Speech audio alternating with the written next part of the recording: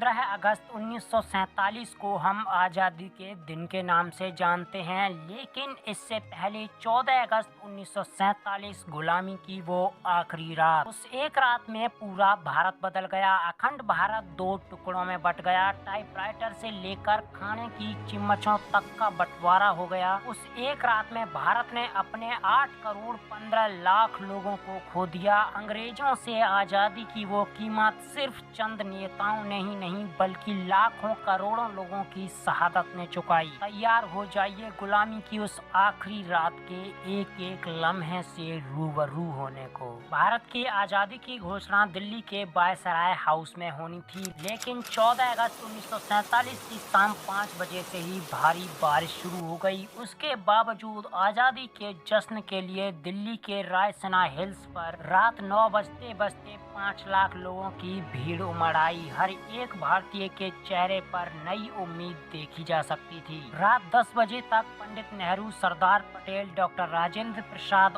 और Mountbatten viceroy house पहुंचे, जहां आज़ादी का फैसला होना था। 11:51 पर पंडित नेहरू ने अपनी स्पीच इन 2 लाइनों के साथ शुरू की।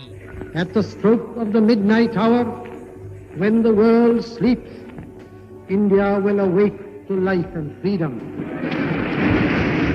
और ठीक 12 बजे शंखनाद के साथ आज़ादी का नया सवेरा हुआ। आज़ाद भारत के पहले प्रधानमंत्री पंडित जवाहरलाल नेहरू ने 12 बजे शंखनाद के बाद तिरंगा फहराया और सुबह 8:20 पर पंडित नेहरू द्वारा आज़ादी की घोषणा करते हुए अंग्रेजी झंडे को नीचे उतार कर भारतीय तिरंगा फहराया गया। उस समय हर भारतीय की आंखों में 190 साल बाद मिली आज़ादी की खुशी के आंसू देखे जा सकते थे, लेकिन उस समय जितनी आज़ादी की खुशी थी उतना ही गम भी, क्योंकि सिर्फ उस एक रात में भारत ने अपना 3,40,737 स्क्वायर किलोमीटर का विस्तार और 8 करोड़ 15 लाख लोगों को खो दिया, जिसकी असली वजह थी बंटवारा। जी हाँ, पार्टीशन। क्योंकि अंग्रेजों की एक नीति थी कि वे जिस भी देश को आज़ाद करते थे उसे टुकड़ों में बांट देते थे, जिससे वो खुद ही आपस में लड़ते रहे। और भारत में अंग्रेजों की इस नीति को सफल किया मोहम्मद अली जिन्ना ने, जो कि मुस्लिम लीग का नेतृत्व कर रहे थे। जिन्ना की मांग थी कि मुसलमानों के लिए अलग मुल्क दिया जाए, क्योंकि जिन्ना खुद आजाद भारत के पहले प्रधानमंत्री बनना चाहते थे। लेकिन महात्मा गांधी ने पहले ही नेहरू को आजाद भारत का पहला प्रधानमंत्री बनाने का वचन दे दिया था, और कहीं न कहीं जिन्ना खुद भी जानते थे कि वो भारत के प्रधानमंत्री नहीं बन सकते। इसीलिए उसने धर्म के नाम पर मुस्लिमों को सहारा बनाकर अलग मुल्क की मांग की, और जिन्ना की इस बेतुकी जिद से अखंड भारत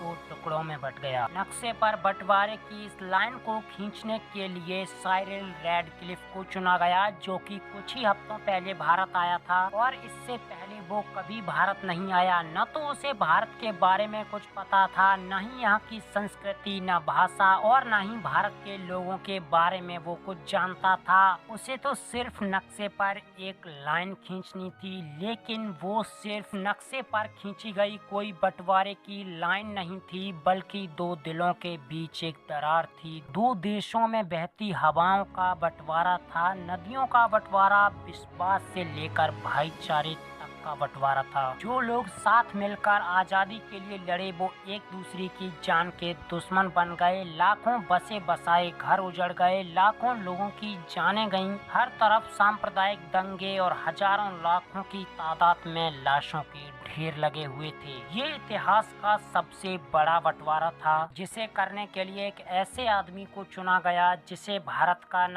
अतीत और न ही वर्तमान पता था। देश आजाद होने के बाद भी देश के कुछ आला दर्जे के अफसर कुछ समय तक अंग्रेज ही रहे। अंग्रेजी फौज की 1500 लोगों की पहली टीम 17 अगस्त 1947 को भारत से गई, और आखिरी टीम 27 अगस्त 1948 को भारत छोड़कर गई। लेकिन हैरानी की बात तो ये है कि इन अंग्रेजों को कायदे और बैंड बाजे के साथ विदा किया गया, जैसे मानो ये कोई राजा महाराजा हूँ। अब इसके लिए मेरे पास शब्द नहीं है। आप ही बताएं क्या ये सही था, और इस वीडियो को अपने दोस्तों के साथ जरूर शेयर करें, जिससे कि उन्हें भी पता चले कि आज़ादी इतनी सस्ती नहीं थी।